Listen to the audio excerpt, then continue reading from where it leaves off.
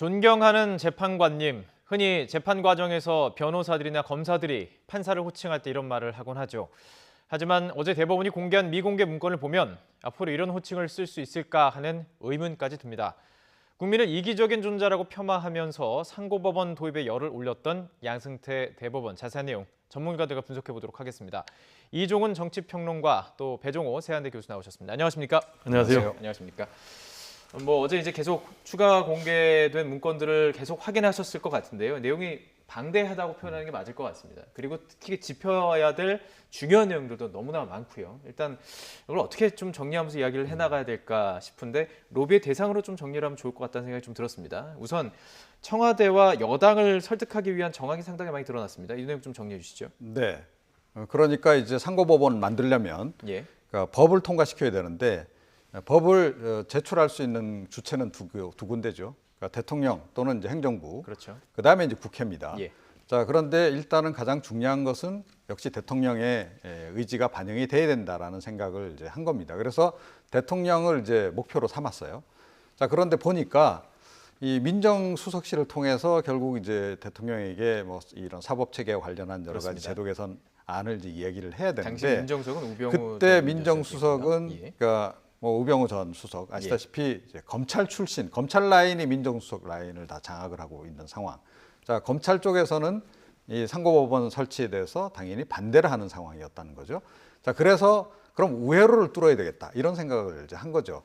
그럼 박근혜 전 대통령에게 이른바 직보를 할 수 있는 라인을 그럼 누구로 잡으면 좋을까 생각하다가 잡은 인물이 이정현 전 의원. 그러니까 예. 이정현 전 의원은 뭐 아시다시피 박근혜 전 대통령의 뭐 거의 수적처럼 활동을 했고 또 박근혜 정부 초기에 뭐 홍보수석, 정무수석 다 거친 그런 인물 아닙니까?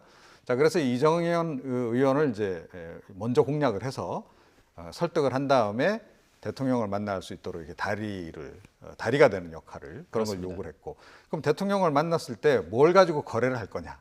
예, 이걸 굉장히 연구를 한 거죠. 그 부분이 자, 중요해요. 그래서 예. 박근혜 전 대통령이 가장 취약한 부분을 노린 겁니다. 이게 뭐냐? 박근혜 전 대통령은 댓글 공작으로 탄생한 대통령이다라고 하는 약간의 컴플렉스가 있었잖아요. 국정원 댓글 사건. 그래서 원세훈 전 원장의 이 대법원 상고, 그 파기환송심. 네네. 그 재판을 가지고 거래를 시도하려고 했던 예. 그런 정황이 이번에 이제 문건을 통해서 1차적으로 드러난 거죠. 그렇습니다. 네. 문건을 통해서 드러난 것, 지금 거래 얘기를 해주셨는데 재판으로 거래를 하면 안 되는 건 뭐 당연한 뭐 초등학생도 아는 내용일 것입니다. 그리고 그것을 가지고 회유를 했다라는 지금 정황이 추정이지만 어제 문건들을 통해서 지금 충분히 볼 수 있는 사항들이 나오고 있는 거 아니겠습니까? 그리고 이 국회 행정처 안팎 인사, 뭐 여기서 지금 짚어봤던 청와대 인사뿐만 아니라 이제 주로 여당의 중심으로 되어 있는 법사위원들을 집중적으로 좀 만나지 않습니까? 이 부분도 좀 정리해 주시죠. 이제 법사위는 왜 중요하냐면요. 결국은 모든 법안이 최종적으로 통과하기 위해서는 법사위에서 심의를 거쳐야 됩니다. 입법 과정에서 아주 중요한 역할을 하기 때문에 법적으로 체결 또 문구 이런 부분을 이제 해야 되는데 당시에 홍일표 판사 출신이죠. 의원이 168명 명의로 대표 발의를 했는데 발의를 했고. 이게 법사위에서 계속 제동을 거는 거예요. 예. 그러니까 법사위를 통과를 못하면은 결국 이제 본회의의 상정이 안 되면은 네. 이게 법안이 통과가 안 되니까 그래서 법사위원들을 상대로 해서 구체적인 로비 계획을 세우는 거죠. 그러면은 법사위원들 가운데 우리 사법부 행정처의 친한 인맥은 누구냐, 판사가 누가 친하냐라는 걸 구체적으로 정해서 예. 그럼 또 어떻게 로비를 할 것이냐. 그리고 그분들 혹시 또 지역구에 필요한 사안이 있으면은 그 부분도 해결해 주자라는 이제 재판을 가지고 거래한 흔적들이 굉장히 나오는데 그러니까 그 지역구에 관련해서 지금 법원에서 해줄 수 있는 것은 재판 결과라는 거잖아요. 이제 그것도 있고 충격적입니다. 예. 또 예를 들면은 뭐 법원 청사가 낡았으니까 그렇죠. 예. 새로 뭐 짓게 해준다든지 옮겨주고, 예. 등등 있는데 말씀하신 대로 이제 가장 포인트는 재판을 가지고 거래를 한다라는 그런 이제 발상 자체가 있을 수가 없는 것이고요. 예. 또 두 번째로는 실제로 재판을 가지고 거래를 했다면은 지금 이 나라를 법치 국가라고 볼 수가 없는 거죠. 우리가 알다시피 뭐 정치, 경제, 사회, 문화 모든 영역에서 이해관계가 충돌이 되면 결국 이제 법정에 가서 최종적으로 판단을 받아야 되는데 이게 공정하고 공평하지 않고 사법행정부의 사법부의 어떤 특정한 목적을 위해서 상고법원 설치라는 특정한 목적을 위해서 거래를 한다면은 이게 나라냐? 그리고 이게 이 나라냐? 나라 국민들은 예. 어떻게 이런 나라를 믿고 살 수가 있겠느냐? 재판부를 어떻게 라는 믿을 수 문제가 있느냐? 생기기 예. 때문에 이 문제가요. 제가 볼 때는 최순실 박근혜 국정농단도 엄청난 문제고 최근 계속 이슈가 되고 있는 기무사 계엄 관련 문건도 엄청난 문제지만 이것은 정말 나라의 존립 근본을 흔드는 정말로 큰 예. 충격적인 사건이다. 따라서 이번 기회에 김명수 대법원 체제도 모든 자료를 적극적으로 예. 검찰 수사에 협조를 하고 네네. 그래서 이런 문제가 더 이상 반복되지 않도록 이번 예. 기회에 확실히 뿌리를 뽑아야 된다. 저는 이런 생각입니다. 그렇습니다. 지금 정리해 드린 대로 문건을 보면 어떤 의원에게는 누구를 통해 접근을 해야 되고 이 의원의 성향은 어떻고 이런 것들이 구체적으로 정리가 돼 있고 누가 만나야 되는까지 뭐 정리가 돼 있습니다. 근데 이제 충격적인 것은요. 예. 이번에 지난번에 공개하지 않았던 나머지 228개 문건을 다 공개했다고 그랬는데 예. 정작 60쪽으로 된 가장 지금 국회의원 관심 있는 분석 예. 그거는 공개했다라는 목록에만 돼 있고 내용이 실제 안 내용은 나왔습니다. 전혀 예. 공개를 안 했습니다. 잠시 뒤에 그 내용을 짚어보도록 하겠습니다. 예. 지금 그 재판 거래 얘기를 좀 나온 부분들이 있는데요. 정의당 출신 서기호 전 의원, 판사 출신이죠. 사실 가장 먼저 이 사법부 문제에 대해서 계속 문제를 제기했던 의원이었는데 실제로 이 의원에 대해서 압박을 해야 된다는 내용이 있었고요. 또 그 재판 과정에서 조금 석연치 않은 부분들이 있습니다. 이 서기호 전 의원의 이야기를 좀 듣고 이야기를 하도록 하겠습니다. 이번에 그 재판 개입, 저도 그 사법농단의 피해자라는 게 확실한 그 증거가 나왔습니다. 제가 상고법원 반대를 처음부터 적극적으로 주장을 했었는데, 2014년도 처음에 발의될 때는 민주당 의원들도 상당수가 찬성을 했습니다. 네네. 그래서 서기호 의원만 고립시키면 다른 사람들 다 이렇게 그렇군요. 찬성으로 돌려세우면 통과시킬 수 있다라고 생각한 거죠. 왜냐하면 서기호 의원은 설득하기 힘들 것이다. 라고 생각을 한 거고요. 그런데 그와 반대로 제가 꾸준히 이 상고법원의 문제점, 그 법원행정처의 그 숨은 의도가 뭔지 쭉 설명을 해서 민주당 의원분들이 많이 나중에 반대로 돌아섰거든요. 그러니까 그들의 고립화 전략이 실패한 거죠. 그렇습니다. 이 연임 문제 가지고 지금 재판이 진행 중이었는데 이 재판 날짜를 가지고 조금 의혹스러운 부분이 있죠. 예. 그렇습니다. 그러니까 예. 명백히 그 당시 그러니까 대법원에서 이 재판에 개입한 그런 것을 이제 우리가 확 느낄 수가 있어요. 그런데 그 조금 전에 이야기한 그 민감한 그 문건 관련해서 그러니까 보통 이제 이 정부의 여러 뭐 기관들이라든가 이런 쪽에서 산하기관이라든가 이런 쪽에서 뭐 본인들과 관련된 법안 이런 것들이 처리될 때 뭐 나름은 로비 전략 같은 거, 입법 로비 전략 같은 걸 세우긴 해요. 자, 그래서 뭐 의원들의 성향, 찬반이 어떤지 이런 거 동향 파악도 하긴 하는데 이번에 이 대법원에서 만든 이 문건은 보니까 거의 그 국정원에서 만든 수준이더라는 거죠. 그러니까 굉장히 자세하고 그러니까 의원들을 그러니까 우리가 적극적으로 활용해야 될 거점 의원. 그 다음에 그 설득하면 좀 설득에 넘어올 만한 개연성 집단. 어떻게 해야 되는지 그보다는 조금 미약하지만 그래도 한번 노력을 해볼 만한 가능성 집단. 그리고 표현은 안 돼 있지만 이 서기호 의원처럼 이거 아예 버려야 될 카드도 있는 거예요. 아니 뭐 이렇게 그러면 뭐 우유부단하고 뭐 이런 성격까지 막 그렇습니다. 그리고 뭐 사소한 뭐 친척 인척 관계라든가 친구 관계라든가 이런 것까지 다 이제 정보 수집을 그만큼 광범하게 한 겁니다. 그래서 누구를 움직이면 이 사람을 움직일 수 있다까지 다 연구를 한 거고 서기호 이제 의원 같은 경우에는 이건 도저히 설득해도 안 될 집단은 따로 이제 빼놓은 거죠. 그래서 이 사람들은 그러면 나머지 의원들하고 섞이지 않게 고립화시키는 게 좋겠다. 이 사람들에 대해서는 고립 전략을 쓴 거고 나머지 보면 뭐 김진태 의원 같은 경우에도 이 반대를 했거든요. 친박이고 그러니까 여당의 뭐 핵심 의원인데도 반대를 해요. 그러면 이 사람은 어떻게 할 건가? 그런데 이 여당 의원들 같은 경우에는 그래도 우리가 잘하면 설득이 가능하다라고 본 거죠. 자, 그래서 이 사람들은 이제 가까운 친구들을 동원해서 설득하는 방안을 이제 마련하고 정의당 소속의 더군다나 서기호 의원 같은 경우에는 판사 시절부터 계속 반대했던 골수 반대 세력이다. 이런 경우에는 완전히 이제 이 고립을 시키는 이런 전략을 쓴 걸 볼 수 있는데 정말로 치밀했다. 그리고 이렇게까지 할 필요가 있었나? 이런 생각이 들 정도 이건 좀 놀라게 되죠, 확실히. 네. 거기 보면은 누가 어느 뭐 판사가 어느 부장 판사가 만나야 된다 이런 얘기도 적혀 있고요. 상당한 많은 인력들이 투입됐을 것으로 추정이 됩니다. 그런데 이 법원행정처에서 이거 작성하는 사람들부터 만나야 되는 그 판사들까지 이 문제가 있다 이런 걸 못 느꼈을까요? 개인이 그러니까 느낄 수 이제 있는 문제일 것 그게 같은데. 굉장히 이해하기 어려운 대목인데 예. 판사들은 기본적으로 한 명 한 명이 독립된 이제 판단 주체 아니겠습니까? 예. 그래서 법리와 양심에 의해서 판단을 해야 되는데 지금 전혀 그렇지 못하고 있는 게 한마디로 양승태 대법원 체제가 관료화됐다. 즉 관료화되다 보니까 상명하복에 의해서 예. 완전히 판사들이 독립된 주체로서 법리와 양심에 따라서 하지 않고 조직의 명령에 따라서 사실상 그러니까요. 순응하는 예.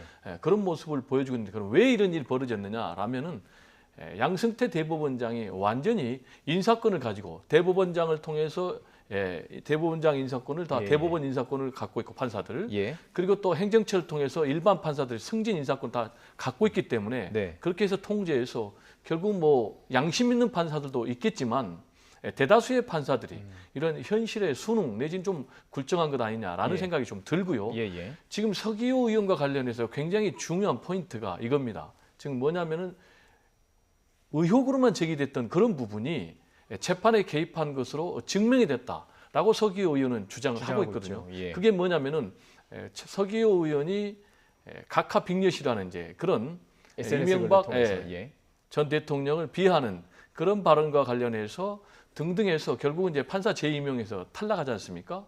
그래서 본인이 이게 취소 소송을 해주는데 그거를 추가적으로 심리를 열어서 본인이 주장하고 싶은 바도 있는데 그걸 법정에서 종결을 빨리 한다는 빨리 거예요. 했죠. 근데 예. 그게 이번에 문건 그대로 됐다는 거예요.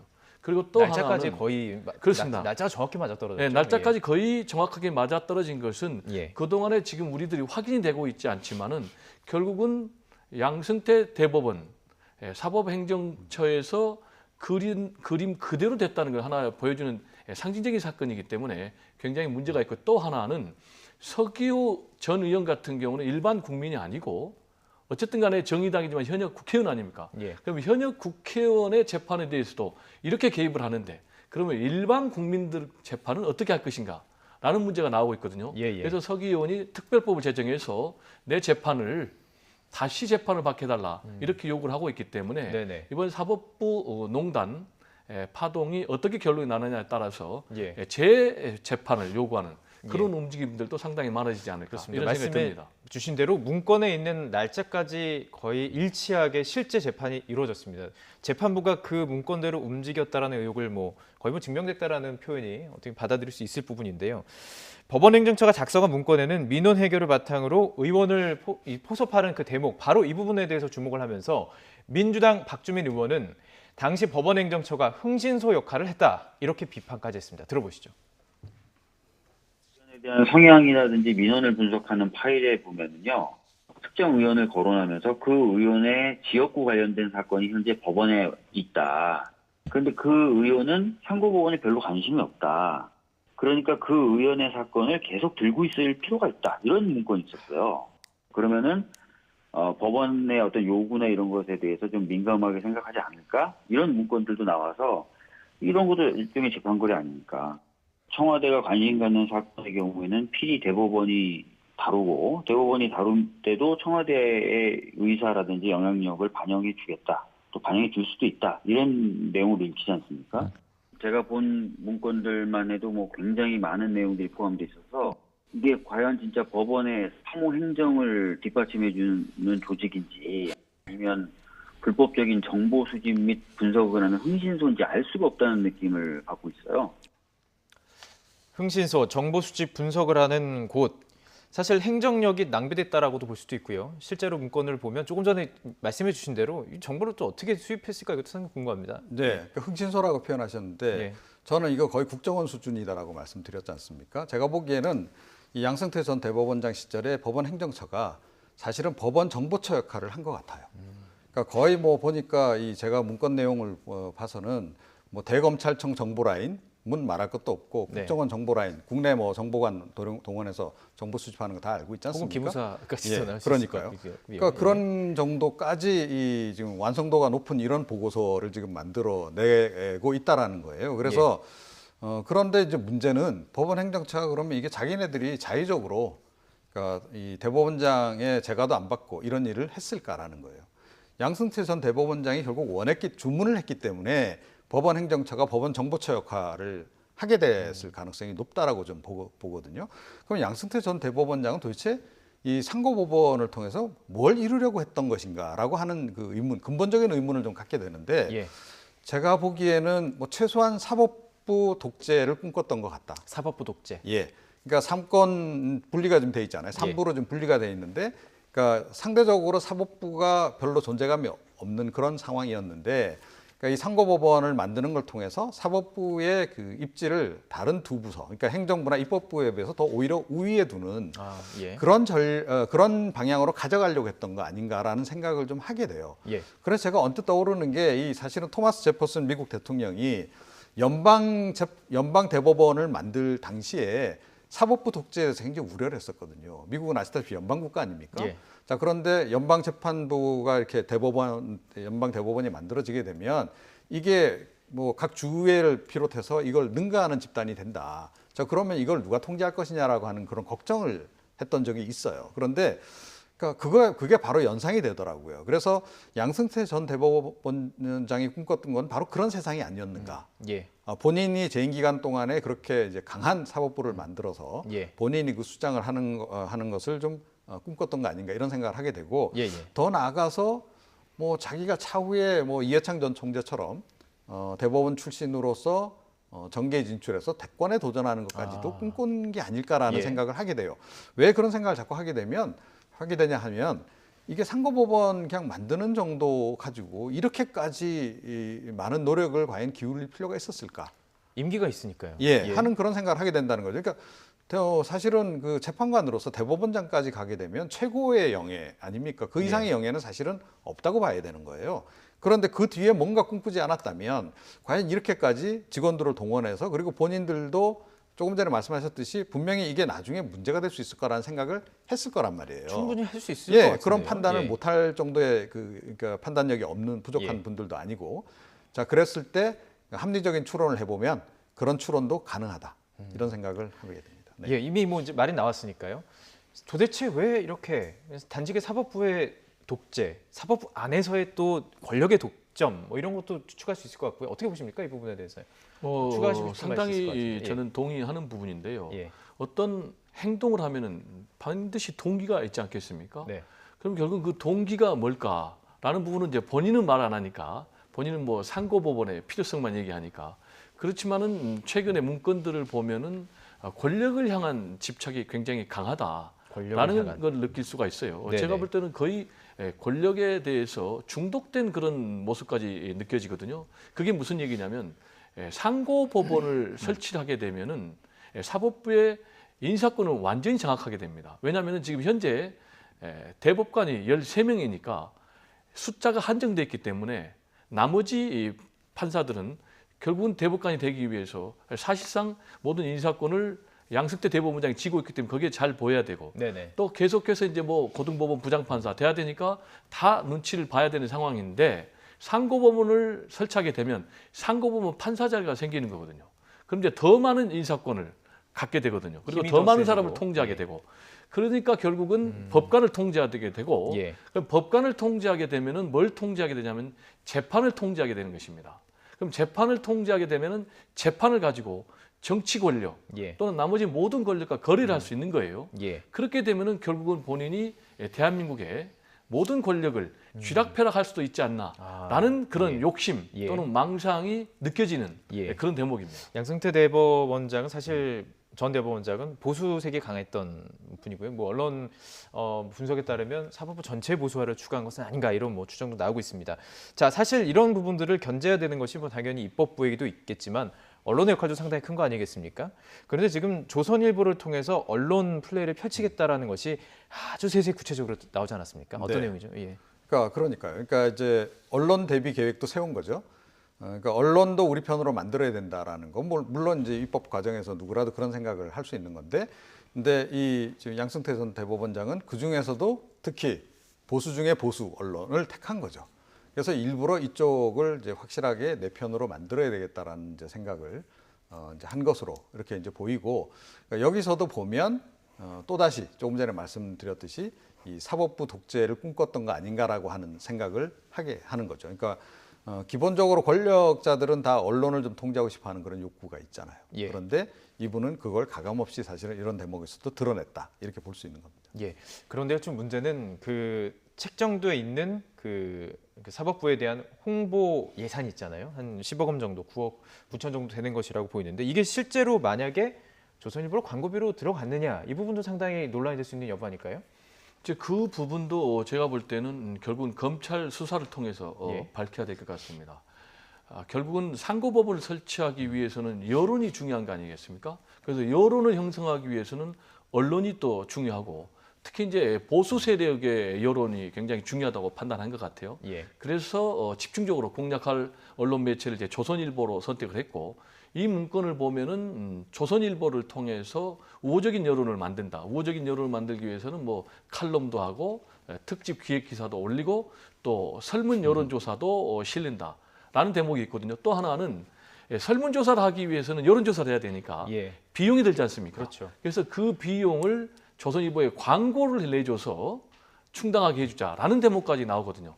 그러면 그 금액이 대략 9억 9천만 원이거든요. 예. 그런데 공교롭게도 이 문건에서 염두에 뒀던 그 시기를 전후해가지고 조선일보에서 굉장히 나오고, 그렇죠. 네, 예. 그 전에는 조선일보에서 굉장히 뭐 행정과 사법의 불륜이다라고까지 상고법원에서 반대 입장했는데 기조가 확 바뀌었거든요. 예. 그렇다면 실질적으로 문건대로 시행했을 가능성이 굉장히 높다. 예. 그러면 동시에 또 비용도 지불했을 가능성이 높다. 따라서 이 부분에 대해서 검찰은 지금 국고를 낭비한 그런 부분이 있기 때문에 수사를 해야 된다는 입장이고, 저도 차제에 예. 수사를 확실하게 해서 예. 밝혀야 된다 이런 입장입니다. 국고 낭비가 아니고 조금 더 정정을 드린다면 예. 국고 유용이 되겠죠. 국고 유용. 예. 예, 알겠습니다. 지금 속보 들어온 거 한 가지 정리해 네, 드리도록 정확하게 이제 하겠습니다. 국고 횡령 예. 예비 혐의라고 되어 있습니다. 예, 알겠습니다. 계속 이야기를 좀 나눠 가도록 하겠습니다. 지금 언론까지 지금 접근을 했고, 실제로 그 시기에 칼럼을 통해서 이 상고법원에 대한 이야기들이 많이 나온 것까지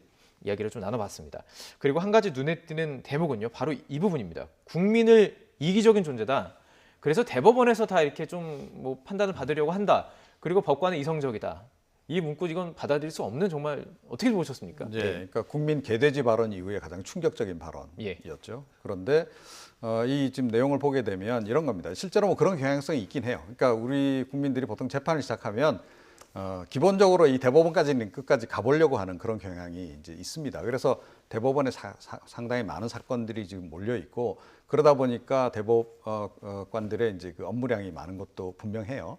자, 그럼에도 불구하고 이제 이런 식으로 표현해서는 곤란한데 이제 그렇게 표현을 한 거죠. 그러니까 그게 뭐냐면, 우리 국민들은 적어도 내 재판은 대법원까지 가서 이건 판정을 받아야 돼라고 많이 생각을 한다는 거예요. 네. 그렇게 이기적인 생각을 하는 사람들인데, 자, 그 이기심을 활용해라. 하자, 이겁니다. 그래서 상고심이 필요하다라고 하는 그 논리를 거기서부터, 그러니까 국민들이 이 이기심을 활용해서 거기에 이제 명분을 부여하는 쪽으로 이걸 활용하자라고 이제 얘기가 나오는 거죠. 그런데 이 부분이 이제 국민들을 좀 어이없게 하는 그런 이제 대목인 거죠. 어떻게 보면 국민에 대한 좀 다분히 예. 그러니까 명예훼손적인 그런 예. 발언이라고 이제 봐야 되겠죠. 그런 것들까지 생각을 한 거죠. 맥락을, 예. 저는 이제 이 말씀해 부분을 주십시오. 상당히 좀 심각하게 보는 게요. 물론 우리가 편한 자리에서는 뭐 국민은 이기적이야, 사람들은 보통 이기적이야 이렇게 할 수가 있지만, 이게 지금 단둘이 얘기할 때 문건에 하는 게 문건에 아니고, 남아 있는 거거든요. 그리고 자신들의 업과 관련된 거예요. 이게 무슨 얘기냐면, 국민이면 당연히 재판을 받을 권리가 헌법에 보장된 기본권이에요. 더구나 본인들은 그 임무를 수행해야 될 법관이에요. 그런데 그런 법관들이 이런 인식을 갖고 있다는 것은 대단히 잘못된 인식이죠. 월급 세금에서 주는 거잖아요. 그렇습니다. 이거는 굉장히 국민을 폄하하는, 그리고 어떻게 보면은 자신들의 직업윤리를 정면으로 부정하는 그런 것이거든요. 그래서 굉장히 유감이고요. 예. 혹시나 그런 판사들의 어떤 특권주의 내지는 법관들의 어떤 이기주의가 있다면, 조직 이기주의가 있다면 이번 기회에 예. 스스로 성찰하는 그런 계기로 삼아야 되지 않을까 이런 생각이 예. 좀 듭니다. 자, 그리고 이제 이 논란과 관련해서 마지막으로 좀 집중적으로 짚어봐야 될 부분은 정치색이 너무 많이 함께 한다는 얘기입니다. 일단 상고법원에서도 이걸 지금 대법관의 권리를 포기하고 대통령 임명하게 한다는 이 부분도 있고요. 그리고 그 지금 탄핵 그 시기쯤 돼서는 박근혜 대통령의 하야를 전제해서 어떻게 보면 이 재판의 가이드라인, 사실 독립적으로 판단해야 되는 부분임에도 가이드라인까지 나왔다는 부분 아니겠습니까? 예. 그래서 이제 뭐 상권 분립 정신을 이제 스스로 훼손했다라는 이제 얘기가 나오는 건데, 예. 그러니까 상권 분립을 이제 훼손한 그 부분은 크게 이제 두 가지로 볼 수 있습니다. 그러니까 우선은 그러니까 이 전혀 다른 영향권에 있는 행정부와 입법부에 영향을 미쳐서 뭔가를 하려고 했던 것, 이것도 이제 상권 분립 정신에 이제 어긋날 뿐만 아니라 스스로 그러니까 상권 분립에 따라서 부여된 가장 고유한 권한이 재판 권한이잖아요. 예. 그게 사실은 그 사법부의 권력은 재판으로부터 나오는 겁니다. 그런데 그 권력의 근원, 자신들이 가지고 있는 그 권력의 근원인 그 재판을 거래 대상으로 삼으려고 했다는 거예요. 그것도 이제 행정부 또는 입법부 소속원들하고 그걸 나눠가면서 거래를 하려고 했던 거 아닙니까? 그러니까 결국 스스로를 팔아버린 거나 다름없는 거죠. 재판관이 스스로의 명예를 파는 것이자 네. 스스로 가장 지켜야 될 스스로의 권력 자체를 예. 다른 쪽에 팔아넘기는 이런 상황으로 이제 간 거예요. 만약에 이게 이분 뜻대로 다 진행이 됐다라고 생각을 해보자고요. 상고법원이 만들어졌어요. 그럼 그 뒤에 어떤 일이 벌어졌겠습니까? 국회의원들하고 약속한 그 재판 거래 다 지켜야 됐겠죠. 대통령하고 약속한 재판 거래도 다 지켜야 하지 않았겠습니까? 그러면 재판이 뭐가 됐겠습니까? 거의 누더기가 됐을 겁니다. 모든 재판들이. 예. 자, 이런 상황. 그리고 뭐 아시다시피 이것만 있었던 게 아니고 뭐 위안부 관련한 그런 재판에도 영향을 외교부 예. 쪽에 강제징용 제외 공간에 피해자까지. 어떻게 재판사 좀 많이 보낼까 싶어서 그걸 활용했고 또 이 강제징용자 부분도 재판 또 마찬가지. 예. 심지어 따지고 보면 이거 친일행위입니다. 친일행위까지 마다하지 않았다라는 거예요. 그러면 도대체 이 양승태 전 대법원장은 예. 재판관으로서의 정말 자긍심이 근본적인 자긍심이 있었는지 예. 도대체 이 사법부를 어느 정도까지 이 밑바닥으로 떨어뜨릴 생각을 한 것인지 예. 참 걱정이 되고 지금 사실은 그래서 조금 전에도 말씀하셨듯이요. 이제까지 그러니까 지난 정부 하에서 양승태 전 대법원장 시절에 이루어진 모든 재판 관련해서 앞으로 굉장한 시비가 일어날 그러니까요. 겁니다. 예. 네. 자, 이 부분 이제 집중적으로 얘기하고 싶습니다. 이제 앞으로 일어날 그렇습니다. 일들입니다. 그래서, 특히 네. 그 구체적인 판사 이름이 지금 검색어에 오르고 있어요. 한명숙 전 총리의 그 재판을 담당했던 판사 이름까지 지금 검색어에 등장을 하면서 이미 판결을 내려진 이 부분에 대해서 큰 파장이 있을 것으로 보이지 않습니까? 그렇습니다. 지금 기본적으로 사법부의 권위, 신뢰가 완전히 무너졌거든요. 그래서 예. 지금까지 우리가 문제점만 얘기했는데 그럼 앞으로 어떻게 해야 되느냐라는 것과 관련해서 일부에서 벌써 나온 게 특별재판부를 도입을 해야 된다라는 예. 얘기가 나오거든요. 그 얘기는 지금의 사법부는 완전히 신뢰가 떨어졌다는 것이거든요. 그래서 저도 특별재판부를 구성을 해서 사법농단에 이 문제를 뿌리를 뽑을 필요가 있다. 네. 그리고 동시에 지금 관련자들의 영장이 계속해서 타당한 이유 없이 기각이 되고 있지 않습니까? 그래요. 그런데 예. 영장을 기각했던 사람들이 다 과거에 이 당사자들과 배석 판사로서 개인적인 인연이 있다는 거예요. 그래서 지금 계속 의혹을 받고 있기 때문에 예. 따라서 이 부분과 관련해서 특별 영장 담당 판사 제도를 도입을 해야 한다라는 예. 이제 그런 주장이 굉장히 저는 설득력이 있다고 보고요. 예. 그럼 과거에 실제 선례가 있느냐라는 부분과 관련해서 과거에 이승만 정부 시절에 우리가 반민특위 재판부를 구성한 그런 사례도 있거든요. 반민특위. 그래서 이 부분에 대해서 좀 심각하게 고민을 해야만이 예. 현재 사법부 농단에 대한 국민들의 실망을 좀 씻어줄 수 있지 않는가. 예. 그리고 동시에 사법부의 권위와 신뢰를 다시 세울 수 있지 않는가 이런 생각이 듭니다. 예. 그리고 지금 공개되지 않은 세개 문건 이것도 상당히 왜 그랬을까? 앞으로 지금 공개해야 되지 않을까요? 어떻게 보십니까? 이제 그게 뭐 개인 신상 정보가 포함이 돼 있어서 뭐 이제 안 하겠다라는 이제 얘기고 조금 전에도 이제 우리가 얘기했듯이 국회의원 성향 분석 이 문건도 지금 내용 공개를 안 하고 있는 상황이란 말이죠. 다 공개해야죠.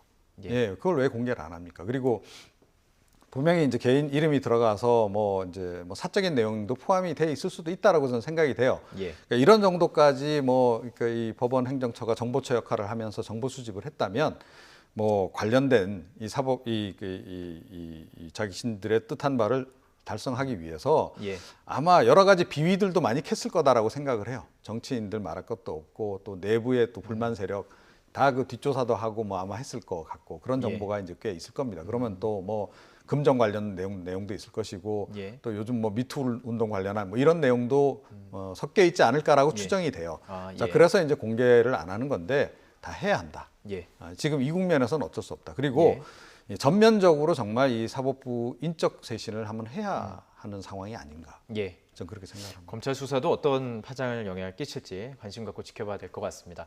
자, 이번에 다른 주제로 넘어가 보도록 하겠습니다.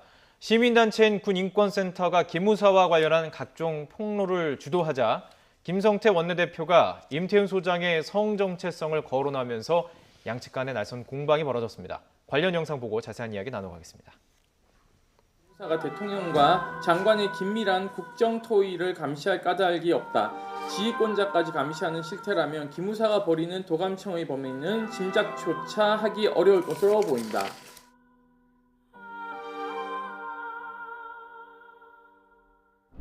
이 임태훈 군 인권센터 소장이라시는 분은 성정체성에 대해서 논란을 겪고 있는 자가 군계획을 주도한다는 것은 어불성설.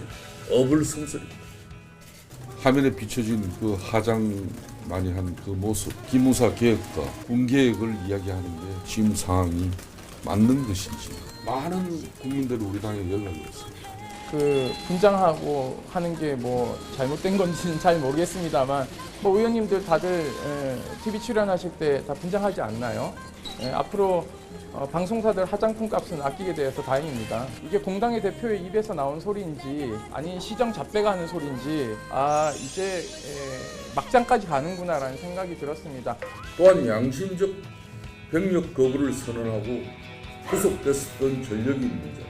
문재인 정권과 임태훈 군 인권센터 소장과의 관계는 어떤 관계인지 명확하게 밝히고 문재인 정권의 군계획에 대해서 우리 국민들이 납득할 수 있는 그런 상황을 만들어주십시오. 찌그러지고 있는 정당을 살리고 싶은 생각이 있으신지 보수가 아니라 극으로 가겠다라는 커밍아웃인지 저는 잘 이해가 되지 않습니다. 국민들 중에는 많은 소수자들이 있습니다. 도대체 그러면 이 땅을 버리고 난민 신청을 하라는 건지 잘 이해가 되지 않습니다. 지방선거에서 참패를 했고 총선에서도 원내 교섭단체 유지할 수 있을지 저는 굉장히 의문입니다. 이런 발언은 국민 앞에 사과하시고 앞으로 계엄령 문건에 연루된 국회의원이 있는지 없는지 자당 단속부터 하시기 바랍니다. 만약에 한 명이라도 연루되었다면 통진당과 더불어서 저는 위원정당으로서 위원정당 해산을 해야 된다고 생각하고 있습니다. 성정체성에 대해서 논란을 겪고 있는 자가 이제 막장까지 가는구나라는 생각이 들었습니다. 막장이냐 이런 질문까지 던지고 있습니다. 이 설정 어떻게 보셨습니까? 이제 뭐 치열하게 양쪽이 물러서지 않고 공방을 하고 있는데 예. 김성태 원내대표는 그런 생각을 좀 갖고 있는 것 같아요.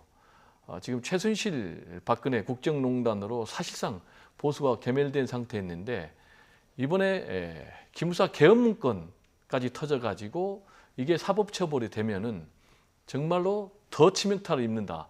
라는 그런 부분 때문에 뭔가 반격을 해야 되기 때문에 뭔가 반격을 해야 되기 때문에 지금 군 인권센터 소장을 이제 때리는 건데 제가 볼 때는 이제 본질은 아닌 것 같아요. 지금 뭐 군 인권센터 소장이 동성애자냐 아니냐 또는 뭐 화장을 짓게 하냐 안 하냐 이게 본질이 아니고 과연 기무사 그 문건에 따라서 실제적으로 계엄을 실행하려는 움직임이 있었느냐 없었느냐. 그리고 누가 시켰느냐. 그렇죠. 그리고 왜 불법적인 문건을 만들었느냐.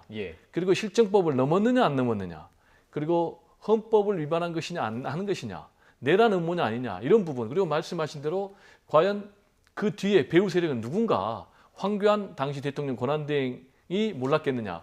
그렇다면은 박근혜 전 대통령은 몰랐겠느냐라는 부분이 이제 본질인데 자꾸 이제 비본질적인 거를 때려서 물타기를 하려는 것 아니냐라는 그런 지적이 상당히 일리가 있지 않나 이렇게 생각을 합니다. 그렇군요. 지금 물타기라고 네. 말씀해 주셨는데 예. 제가 보기에는 지금 정체성 혼란을 겪고 계신 분은 김성태 원내대표신 것 같아요. 어떤 정체성 혼란일까요? 그러니까 얼마 전까지 이제 대표 권한 대행 했었잖아요. 그러니까 예. 자기가 지금 대표인지 원내대표인지에 대한 정체성 혼란도 있고요. 예. 최근에 또 이 진보 진영에서 그러니까 비대위원장을 모시지 않았습니까? 예. 자, 그래서 이제 이념적으로 약간 좀 이제 좌클릭을 할 것 같아요. 그래서 이 보수인지 이 지금 진보인지 이 사이에서도 좀 정체성 혼란을 좀 겪고 계신 게 아닌가 예. 그런 생각을 일단 하게 되고요. 사실 그 임태훈 소장도요 말씀하셨던 것처럼 김성태 원내대표가 정체성 혼란을 겪고 있는 거 아니냐 이런 이야기를 네. 하긴 했습니다. 예. 저희가 준비를 했는데 지금 바로 들어볼 수 있을지 모르겠네요. 예, 예. 임태훈 소장이 라디오 인터뷰에서 성 정체성에 대한 공격을 받자 김성태 원내대표도 어떤 정체성의 혼란을 겪고 있는 것 같다 이렇게 주장을 했습니다. 그 내용 지금 준비됐으면 바로 들어볼 수 있으면 들어볼까요? 예, 예, 함께 들어보도록 하겠습니다. 예. 지금 18년이 넘었습니다. 20년이 넘었죠. 오히려 저는 그 자유한국당이 헌법 정체성이 혼란을 많이 느끼시는 것 같아요. 그러니까 대한민국 헌법하고 맞지 않아서 왔다 갔다 하시는 것 같아요. 본인들이 지금 현재 내라는 뭐 공범이 있는지 없는지 먼저 좀 찾아봐야 되지 않나 싶어요. 당내 공범이. 네, 그렇죠. 국회의원을 체포 계획을 세운 정치군인들하고 자꾸 비교하고 있는데 혹시 김성태 대표도 뭐 이런 내라는 뭐에 연루된 건지 저는 매우 의심스럽습니다. 그렇지 않고서 변호하고 왜 비호하느냐. 계시잖아요. 예. 하긴 그렇습니다. 지금 헌법 정체성이 혼란스럽다 이렇게 주장을 했습니다. 네, 그러니까 기무사가 이제 위헌한 부분에 대해서 이제 위헌 행위로 이제 보이는 추정되는 행위를 한 거에 대해서 이제 이야기를 이제 한 건데요. 그러니까 뭐 조금 맥락은 다르긴 한데 헌법 정체성 혼란을 좀 겪고 있는 그 부분도 맞긴 해요. 뭐냐 하면 자 그러면 여성은 그 군 개혁을 이야기하면 안 됩니까? 또 내지는 그러니까 여성은 군사 아예 공부도 하면 안 돼요? 아니잖아요. 예. 그러니까 지금 뭐 임태훈 소장이 뭐 커밍아웃한 이제 그런 또 이제 뭐 병역 기피 사례도 있긴 합니다. 통상적으로 볼 때 보수들이 굉장히 싫어하죠 이런 것들을 이해는 하는데 당연히 이런 일 할 수 있는 거죠. 할 수 있는 거고 그리고 임태훈 소장이 설령 여성이라 하더라도 예. 할 수 있는 겁니다. 국방개혁은 모든 국민이 다룰 수 있는 주제라는 거예요. 게다가 근본적으로 왜 그럼 군인권센터가 이런 문제까지 다루게 됐는가 이 부분에 대한 생각이 전혀 없는 게 좀 큰 문제죠. 예. 그러니까 군인권센터는 원래 그러니까 임태훈 소장이 이제 출발점이기도 하지만 그러니까 군 내에서 뭐 어찌됐건 그 성소수자 문제 이런 것에 군 인권 관련한 내용이니까 자 이런 내용을 원래 하는 단체였어요. 자 그런데 군 관련한 비리들이 워낙 많이 터지는데 이거를 그러니까 제대로 파헤치고 그런 이제 내부 제보자들이 이런 것들을 어디 가서 호소할 데가 없다 보니까 요즘에 군인권센터로 다 모이는 거거든요. 계속 이제 홍보가 되기도 하고 예. 통해서 얘기가 나오다 보니까 제보자들이 몰리고 있다. 예. 그렇습니다. 그러니까 사실은 이 문제 이런 그 군 개혁 문제에 대해서 본격적으로 이야기하는 단체가 별로 없어요. 네. 군 관련한 단체들 보게 되면 상당수는 그야말로 보수 성향이어서 이런 문제 관련해서는 그냥 쉬쉬하고 덮는 이런 분위기가 굉장히 강한 것이고 예. 자 그래서 군인권센터가 왜 지금 나서지 않으면 안 되는지에 대한 그 상황에 대해서도 예. 이해가 있다면 사실은 이런 식으로 몰고 가선 곤란하죠. 그래서 이건 명백히 물타기다. 예. 이렇게 볼 수밖에 없는 겁니다. 네. 또 한 가지가 있습니다. 이제 군 인권센터에서 계속 공개하고 있는 내용들에 대해서 청와대와 무엇인가가 연결되는 것이 아니냐. 그러면서 지금 자격을 문제 삼으면서 동시에 어떻게 이 자료들을 취득했느냐 이 부분에 대해서 집중 공격을 했습니다. 이 부분도 저희들이 녹취를 준비를 했습니다. 들어보시죠. 양심적 병력 거부를 선언하고 구속됐었던 전력이 있는 자입니다. 북한을 가야지만이 북한 인권을 하진 않잖아요. 자한당에 계시는 의원님들 북한 방북하신 분들이 거의 없으시잖아요. 북한 인권 문제 얘기하지 마셔야 된다고 생각하고 있습니다. 말장난 그만하시기 바랍니다. 성정체성에 대해서 혼란을 겪고 있는 자가 군개혁을 주도한다는 것은 어불성설입니다. 그러면 이성애자들이 하시면 돼요. 자유한국당에서 돈을 좀 거두셔서 뭐 군인권센터 2를 하나 만드시면 될 것 같습니다. 군사 기밀 문서들이 어떻게 군인권센터에는 그렇게 손쉽게 넘어갈 수 있는 것인지 이 문건에 대한 제보들도 사실은 기무사가 반헌법적인 쿠데타 계획을 세웠기 때문에 그것을 보다 참다 못한 정말 간첩 잡고 싶어하는 기무 요원들께서 저희들 제보를 해주셨고 전현직 기무 요원들입니다. 자, 그러니까 이게 청와대에서 뭔가 이렇게 준 것도 아니고 이것은 기무사 내부의 제보였다. 이제 좀 물타기가 아닌 정말로 이제 사건의 본질로 돌아오는 것 같습니다. 기무사는 어쩌면 이것을 공개했을 때 자신들에게 올 수 있는 피해가 분명한데도 제보를 하고 있다는 거 아니겠습니까? 근데 이제 뭐 기무사가 주체는 아니고 예. 전현직 기무사 전현직 요원이라고 기무사 그러니까 요원. 예. 임태훈 소장 말에 따르면은 뭐 양심적인 전현직 기무사 요원인 것 같아요. 본인 주장에 따르면은. 그런데 지금 제가 볼 때는 김성태 원내대표 또는 한국당이 굉장히 전략적으로 판단을 잘못하고 있는 게 지금 이 사건의 본질은 과연 전 정권에서 기무사가 계엄을 모의리 했느냐 그리고 구체적으로 실행 의지가 있었느냐라는 부분이거든요. 예. 그러면 이 부분에 대해서는 모든 국민들이 공분을 느끼고 있는 거거든요. 그런데 지금 자유한국당의 행태를 보면은 이 부분에 대해서 자꾸 옹호하는 듯한 그런 행보를 보이고 있어요. 구체적으로 뭐냐면은 그런 문건까지는 아니다. 예. 그리고 왜 성 정체성의 혼란을 겪고 있는 그런 분이 이런 것을 문제 제기하느냐라고 얘기를 계속하고 있는데 그리고 출처가 어디냐 이런 게 다 본질이 아니거든요. 그러면 네네. 실제 다시 본질인 문건의 성격으로 돌아가 보면은 현역 국회의원들을 체포하겠다라는 부분도 있고 그리고 헌법에 보장된 언론사를 폐쇄하겠다. 그리고 권한을 정지시키겠다. 뭐 SNS 이런 까지 부분까지 있으니까. 있거든요. 예, SNS 그러면 까지 이 있고. 부분에 예. 대해서는 먼저 자유한국당도 정말 이거는 잘못된 것이다. 이런 것은 앞으로 더 이상 우리 역사에서는 있어도 안 된다라면서 진실 규명의 앞장을 서면서 네. 동시에 격까지도 얘기를 해주면 설득력이 있는데 예. 이렇게 계속해서 반대를 하다 보니까 그러면은 박근혜 최순실 국정농단도 창선한다는 것이냐라는 그런 의혹이 들고 있고 예. 또 하나는 지난번에 남북 정상회담과 관련해서 위장평화쇼다라고 얘기하면 그러면 당신들은 남북평화를 반대하는 세력이냐라는 그런 문제제기에 봉착을 하기 때문에 지금이라도 정확하게 본질을 가지고 문제제기를 해야 되고 예. 이 기회에 보수의 정확한 자리 잡기가 좀 필요하지 않나 이런 생각이 듭니다. 그리고 더 웃지 못할 일은 뭐냐면요. 만약에 그 계엄령 문건이 그대로 시행이 됐으면 김성태 원내대표는 지금 아마 어쩌면 감옥소에 있을지도 모릅니다. 그렇네요. 예, 그러니까 친박계 핵심도 아니고 비박계고. 자, 그렇다고 그러면 탄핵에 참여했었고. 그럼요. 예. 당연히 그러니까 본인도 그 피해를 입었을 수 있는 겁니다. 계엄령 네. 문건 보게 되면 여야 구분하지 않고 여당 의원들도 문제 있는 의원들은 사실은 뭔가 조치를 취했을 거예요. 체포하거나 뭐 또 정치적 활동 못하게 하거나 분명히 그래서 본인도 피해가 됐을 가능성이 높은데도 저렇게 이야기를 하는 것은 예. 뭘 좀 잘 맥락을 모르고 있다.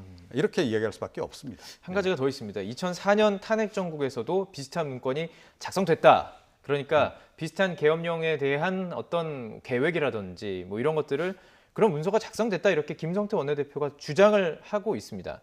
물론 이것에 대해서 이제 기무사는 그런 일 없다. 확인해봤더니 그런 일 없다라고 반박하고 있는데요. 이건 어떤 전략이라고 여쭤볼까요? 어떤 전략일까요? 이거는 현재까지는 분명한 오발탄입니다.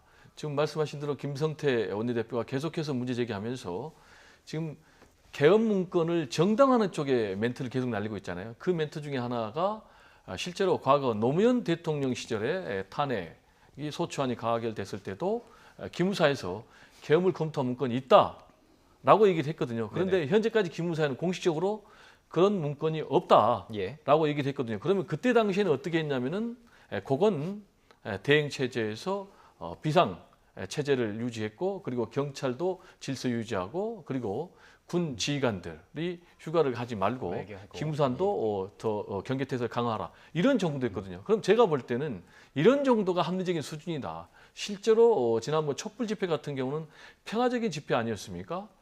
폭력 뭐 이런 사태가 단 한 건도 없을 정도로 연인원 1,700만 명이 동원됐는데 그렇다면 합리적인 대응이라면은 충분히 경찰력으로만도 이게 대응이 가능한 그런 부분이었는데 예. 이런 것과 다 동떨어진 그런 결과이기 때문에 예. 지금 김성태 원내대표의 그런 대응은 좀 부적절하지 않나 이런 생각이 듭니다. 그리고요, 만약에 그때 기무사가 주도가 돼서 계엄령 문건을 만들었다면 그러니까 이번 문건하고는 저는 반대 방향이었겠죠. 그러니까 노무현 정권을 붕괴시키는 예. 군사 쿠데타에 준하는 그런 계엄령 계획을 세웠겠죠. 그렇군요. 그러니까 예. 기무사가 지금 이번에도 이제 확인된 내용이 노무현 정권 시절인데도 네. 예. 이명박 전 대통령 만들기 운동을 했다는 거 아니에요? 내부적으로? 그리고 노무현 전 대통령 서거 직후에 뭐 내부에서 박수를 쳤다. 이런 예, 예. 내부 제보도 지금 나와 제보가 있는 나오고 상황이고. 있고. 예. 기무사 자체는 원래 이렇게 보수적입니다. 예. 그래서는 그 자체가 아니됨에도 좀 보수적인 불구하고 경향이죠. 예. 그런 성향이었기 때문에 그때 문건 혹시 기업령 문건 만들었다면 오히려 그런 문건이었을 것이다라고 예. 전제를 한다면 있다면 공개하면 공개를 참 해도 좋겠네요. 나쁘지 않겠네요. 그러면 만약에 오히려 그런 거 자유한국당이 있다면. 역풍을 맞게 되겠죠. 예. 네. 그래서 왜 이렇게 정보가 빨리 5시간 만에 이제 그런 게 없다고 얘기하자? 그걸 어떻게 빨리 그렇게 알 수가 있느냐? 그랬더니 그 과거 사례를 이미 좀 이렇게 모아놨었기 때문에 쉽게 파악할 수 있었다라고 기무사에서 얘기했습니다. 만약에 진짜 작성된 게 있고 그 내용들이 관련된 게 비슷한 거라도 있다면 공개하는 것도 좋은 방법이라는 좀 생각이 드네요. 그 지금 이 기무사 계엄령 문제와 관련해서 본질과 좀 벗어났던 행보들이 계속 있습니다. 하극상 논란, 송영무 장관과 기무사 사령관의 어떤 논란, 그리고 거기에 집중했던 적도 있었고요. 이제는 또 이 공개하는 그 단체에 대해서 정체성 논란까지 계속 이어지고 있는 상황입니다. 이것을 보면서 좀 무엇이 본질인지를 계속 파악을 해야 될 것 같은데요. 어쨌든 김병준 위원장도 그렇고 자유한국당 입장은 이게 좀 과잉 해석이다. 그렇게 뭐 정말 이게 친위 쿠데타까지 가는 이건 음모론이다 이런 주장 아니겠습니까? 이런 전략은 뭐 옳다고 보시는지요? 그런 거죠. 그러니까 가능하면 이제 죄를 덜고 싶은 그런 심정일 거라고 전 봐요. 그러니까 어찌 됐건 뭐 박근혜 정권의 그 실정 또 이 국정농단 관련해서는 자유한국당도 상당히 책임이 있는 것이고 네. 또 그 어찌 됐건 자유한국당은 또 이 친박계가 핵심이에요. 중심이기도 하고 숫자도 제일 많고 직간접적으로 관련된 의원들이 굉장히 많은 겁니다. 자, 그러니까 혹시 관련돼서 처벌받을지도 모른다라고 하는 그런 걱정도 굉장히 많을 거예요. 자, 그래서 뭐 이렇게 지금 이제 나오는 것 같은데 그럼에도 불구하고 이 과거의 늪으로부터 빨리 헤어나와야 한다. 그래야 자유한국당이 제대로 설 수 있고 보수 정당이 제대로 설 수 있는 거지. 과거를 두둔하다가는 제가 조금 전에 말씀드렸듯이 여러 지점에서 오히려 더 말려든다. 이런 말씀을 좀 드리고 싶어요. 예, 네. 알겠습니다. 좀 다른 주제, 마지막 주제 이것도 꼭 짚어보고 넘어가야 될 것 같습니다. 드루킹 특검 관련해서 이야기를 좀 해봐야 될 것 같습니다. 지금 드루킹과 김경수 지사 간에 나눈 그 메신저 내용이 그 언론을 통해서 공개가 됐습니다. 그 내용을 보고 난 이후에 검찰의 지금 움직임은 이제 참고인이 아닌 피고인으로 이제 조사를 시작한다. 이 내용 아니겠습니까? 피의자로. 예, 피의자로. 네. 이제 어떻게 보십니까? 어떻게 될까요? 뭐 특검은 자연스러운 그런 행보라고 봐야 되겠죠. 특검이 이제 피의자로 정식으로 입건했어요. 그게 어디서 나타났냐면은 이번에 김경수 현 경남도지사죠. 공간 등에 대해서 압수수색 영장을 청구를 했는데 기각을 했어요. 거기에 이제 피의자 신분으로 돼 있거든요. 그러면 뭘 근거로 피의자로 입건했냐면은 방금 말씀하신 드루킹이 자진 반납한 그 메모리칩 USB에 김경수 전 의원이죠. 전 의원하고 드루킹이 계속 오간 그런 내용들이 다 문자로 남아 있다는 거예요. 그리고 실제로 이제 그 내용들을 캡처해 가지고 가지고 있었는데 그 내용을 보면은 재벌 개혁과 관련해서 김경수 전 의원이죠. 의원이 드루킹의 자문을 요구를 했고 또 거기에 대해서 뭐 자문해줬고 이런 부분을 가지고 특검에서는 자 그러면은 단순히 김경수 지사가 전에 단순한 지지자 중에 한 명이었다라는 것과는 더 밀접한 관계가 아니었느냐. 따라서 그렇다면은 드루킹의 댓글 그런 작업에 최소한 알고 있지는 않았겠느냐. 라는 이제 그런 의혹을 갖고 댓글 작업을 알고 있었느냐. 그래서 영장을 청구를 했는데 이제 영장이 기각이 됐습니다. 그러면 이제 앞으로 특검이 어떻게 할 거냐. 근데 특검은 결국은 김경수 현 지사를 불러서 조안을 할 것 같고요. 그럼 이제 언제 소환해서 조사를 할 거냐. 그러면 지금 아직 수사가 다 마무리는 안 될 것 같고요. 드루킹 일당들을 다 수사해가지고 이제 모든 것이 다 완결이 되면은 마지막에 김경수 지사를 불러서 집중적으로 댓글 공작을 알고 있었는지 그리고 연루가 됐는지 혹시 그리고 인사청탁과 관련해서 뭔가 있었는지 그리고 정치자금법과 관련해서도 뭔가 불법적인 요소가 있었는지 이 부분을 집중적으로 캐물을 것으로 그렇게 전망이 됩니다. 그럼 만약에 그 공약이라든지 어떤 이 부분에 대해서 조언을 들었다.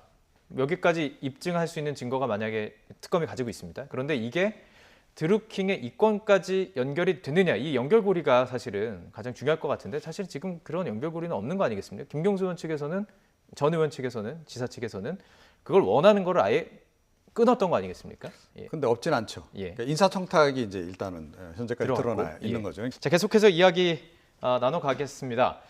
이 특검이 드루킹과 김경수 지사 간의 메신저 내용을 이렇게 공개하자 야당은 일제히 그 비판을 이어갔는데요.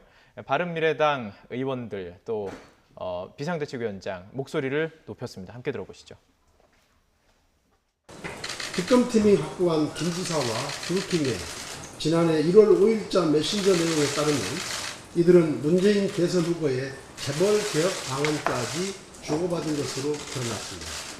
김경수 지사와 드루킹이 의례적 인사를 주고받는 사이가 아니라 핵심 정책에 대한 의견까지 주고받을 정도로 서로가 매우 가깝고 긴밀한 관계였음을 분명하게 방증하는 것입니다. 이로써 김경수 지사의 댓글 조작 공모 혐의는 더욱 짙어졌고 특검은 이에 대해 더욱 철저하게 조사해야 합니다. 네, 이종훈 평론가께서 이야기를 하시다가 지금 뭐 속보가 네. 또 오늘 속보가 좀 많습니다. 예. 그러니까 계속 이제 말씀드리면 그러니까 인사청탁 관련해서 김경수 지사가 이제 해명한 내용은 아니 누구라도 추천할 수 있는 상황이었고 그냥 뭐 좋은 사람이 있다 그러길래 추천한 거에 불과하다. 뭔가 이렇게 대가성으로 이렇게 인사청탁을 받아서 청와대에다가 그 명단을 넘긴 게 아니다라고 설명을 했는데 예. 이제 정치권에서 흔히 이제 뭐 이 사람도 지금 뭐 브로커다 뭐 이렇게 지금 뭐 더불어민주당에서 얘기하고 있잖아요. 브로커들하고 현금으로 일을 주고 그러니까 돈을 주고 일을 시키는 경우도 있지만 자리를 대가로 이렇게 주고받는 경우도 많거든요. 그러니까 우리 이렇게 도와주면 나중에 뭐 너희한테 이러이러한 자리를 좀 배정해 주마 예컨대. 근데 그런 방식이었을 가능성이 높은 거죠 이게 지금 현재까지 이렇게 드러나는 것들을 보게 되면. 그러니까 댓글 공작 관련해서도 처음에는 일방적으로 그쪽에서 그냥 기사 뭐 이런 거 이렇게 보내서 참고를 해서 보낸 거에 불과하다라고 얘기했는데 김경수 지사 쪽에서 기사 그 이른바 이제 URL 그러니까 이제 좌표 찍은 게 다 나왔고 좌표 찍으면 또 그걸 또 작업한 내용이 또 나왔단 말이에요. 네. 자 거기에다가 이번에는 봤더니 중요 공약, 재벌 개혁 공약, 또 이 개성공단 2천만 평 관련한 공약 이런 내용들도 결국은 드루킹 쪽에서 지금 만들어준 것으로 이렇게 추정이 되는 이런 문자 메시지가 나왔단 말이에요. 게다가 지금 그 공약이 지금 사실상 거의 지금 진행이 되고 있어요. 그러니까 재벌개혁 관련해서는 뭐라고 얘기했냐면 국민연금에 예. 재벌기업들에 대한 지분을 좀 더 늘리자. 그래서 그 주주권도 행사하고 바로 그거죠. 그게 이제 최근에 국민연금이 스튜어드 도입해가지고 이제 예. 경영권에도 일부 개입을 하겠다라고 한 그 부분으로 그대로 이제 구현이 되는 거고 개성공단 2천만 평 얘기는 문재인 대통령이 그건 뭐 따로 또 뽑아서 또 발표를 지난 대선 기간에 또 하지 않았습니까? 그리고 앞으로 이제 개성공단이 재개되면 그 방향으로 갈 거다라고 지금 다 지금 알고 있는 거고. 예. 자 이런 식으로 이렇게 실현 가능한 그런 공약까지도 만약에 작업을 해서 준 거라고 한다면 댓글 공작 더하기 정책 자문까지 해준 게 정책 컨설팅까지 해준 게 되잖아요. 예. 자 그리고 결국 그 연장선에서 인사청탁까지 이루어졌다라고 볼 수밖에 없다면 예. 이거는 뭔가 대가가 오갔다라고 얘기할 수밖에 없는 거죠. 예. 그래서 점점 지금 상황은 김경수 지사의 발목을 옥죄는 방향으로 가고 있다. 이렇게 볼 수 예. 있을 것 같습니다. 이제 저는 좀 예, 약간 짧게 다른 말씀해 주시죠. 앵글로 좀 접근을 하고 싶은데 예. 일단 첫 번째로는 이 드루킹에서 제안했던 공약이 그렇게 새로운 공약은 아니라는 거예요. 예. 재벌 개혁, 예를 들어 국민연금 의견권을 강화하자 이런 건 뭐 누구나 할 수 있는 그런 내용이기 때문에 그리고 두 번째로는 과연 그런 정책 제안을 받았다고 해서 이게 불법이냐 이 부분은 아니거든요.